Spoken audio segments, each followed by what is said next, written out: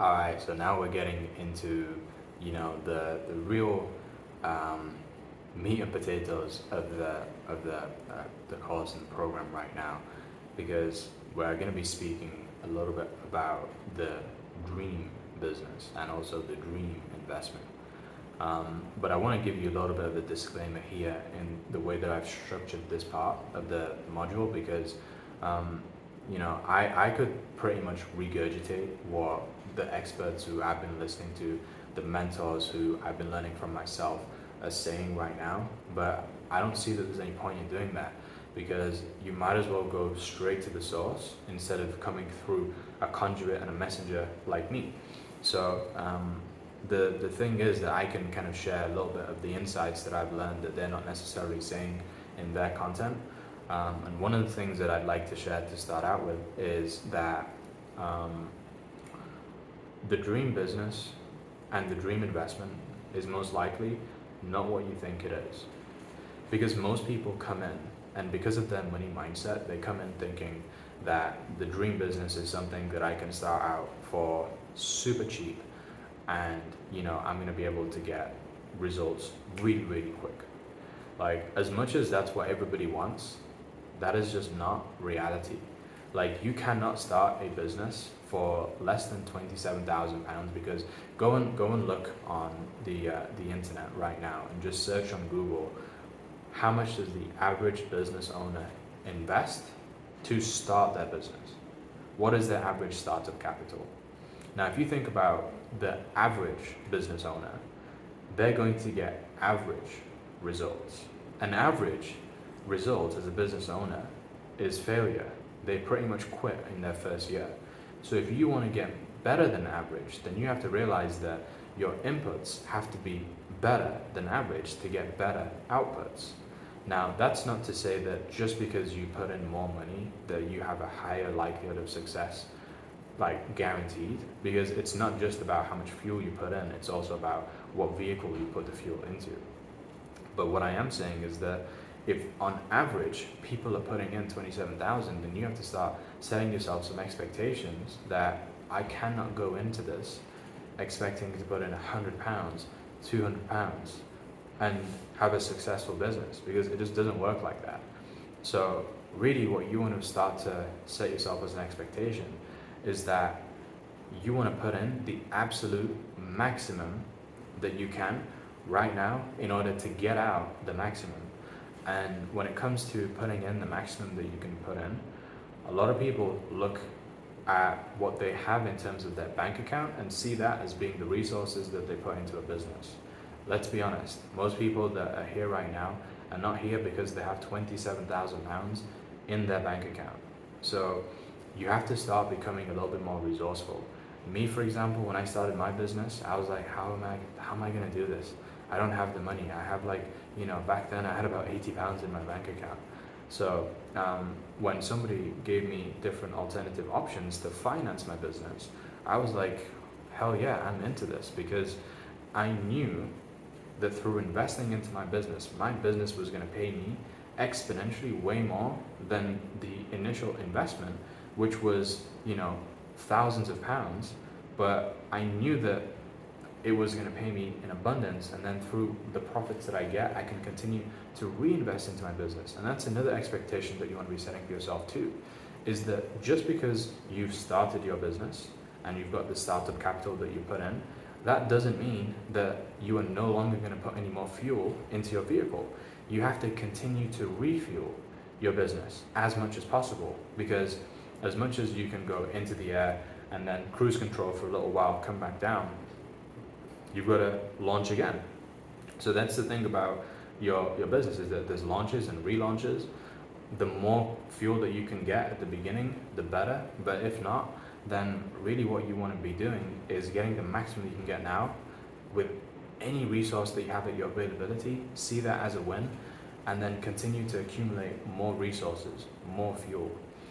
So that's one thing I would say about the dream business is not the one that is the cheapest, because the cheapest is never the best. And if you are settling for the cheapest, then understand that by discounting the price of your success, the price of your vehicle, you also discount the price, not sorry the price, but you discount your success. So the best way I can describe that, because some people don't understand what I'm saying when I describe this, just look at the numbers. Let's say that your success is you being able to not only create success for you, replace your income from your job, but also earn an extra 5,000 to help your parents both retire as well, because you're earning that per month. Now, if somebody said to you that in order to do that, you've got to put in, £30,000 into a business model that works, or 500,000 into a business model that works, because that's what people do when it comes to getting like Subway businesses and McDonald's businesses, franchises. They know it's going to work because it's tried and tested. You go to McDonald's University, you're going to get results because this many people have done it. So you put in this amount, 500,000, and then you're guaranteed to get this amount back. But if you go and say to McDonald's that I don't really have 500,000, I only have about 5,000, then you best believe that this result they can no longer promise you. They can no longer promise you because your McDonald's is going to be an internet-based McDonald's where you're not using the same recipe, you can't use the same branding, you can't get the employees, you can't get the staff, and they just can't promise you the same results. So that's what you want to be thinking to yourself, is that when you go into a business model, what business model can you go into where you can literally put in the required amount that it says and even a little bit more. That's an absolute gem that I got from a book called Happy Money, Change My Relationship with Money, where it actually said that most people who have a terrible relationship with money, the commonality that they have is that when they're charged a fee for a certain item, especially something that's more luxury, a bigger purchase, they pay, but they pay reluctantly, and they ask to pay less than what they're charged. The difference between the poor money mindset and the rich money mindset, a healthy relationship with money, is that when a person with a healthy relationship with money is given a price, they actually pay more than what is offered instead of less, which is so counterintuitive to people who are looking to barter, hold on to their money, keep on tight to it when they have very little. So you want to start thinking to yourself, how can I pay more than what is asked so that I can guarantee the results instead of trying to cheap out and get the least amount? Because this was my money mindset back when I first started my entrepreneurship journey. I tried to start out with the cheapest possible route. I literally typed into Google, what is a business that you can start online for free? That was the question that I was asking.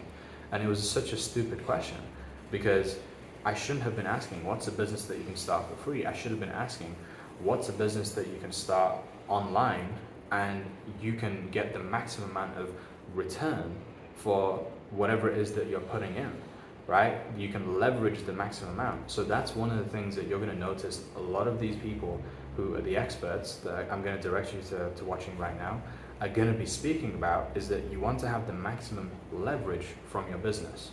And when you have the maximum leverage in your business, that's when you're going to be able to benefit the maximum. And what leverage simply means is that whatever you put in, what you get out is the leverage.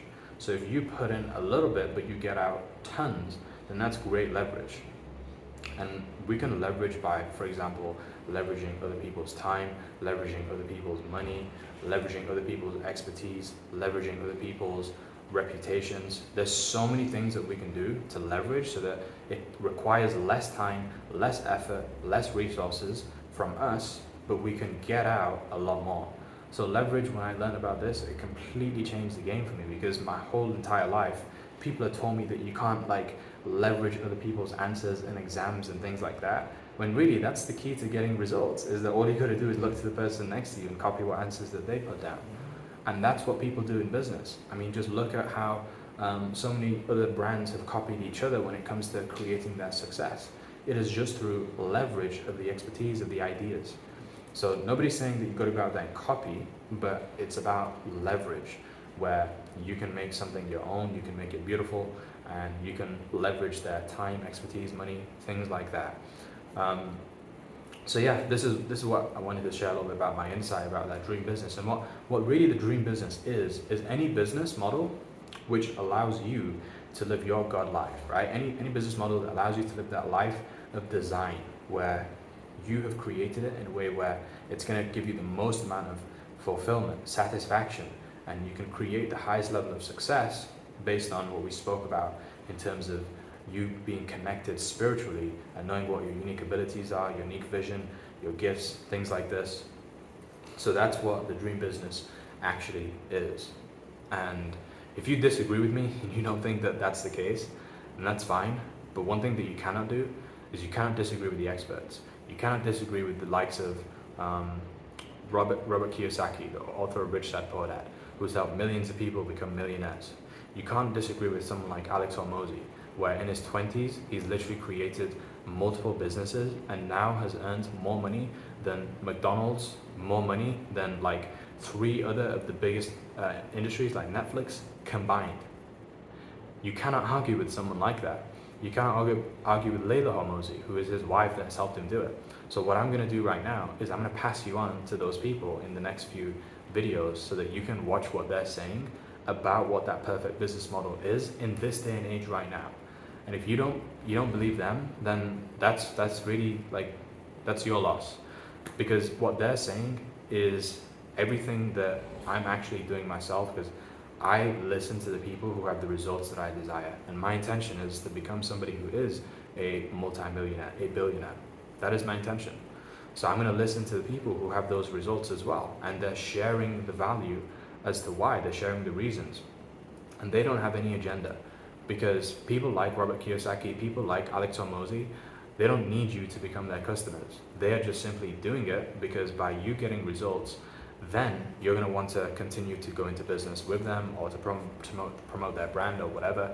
So that is their agenda, is to genuinely get you results from their experience and showing you what works, telling you from being an expert.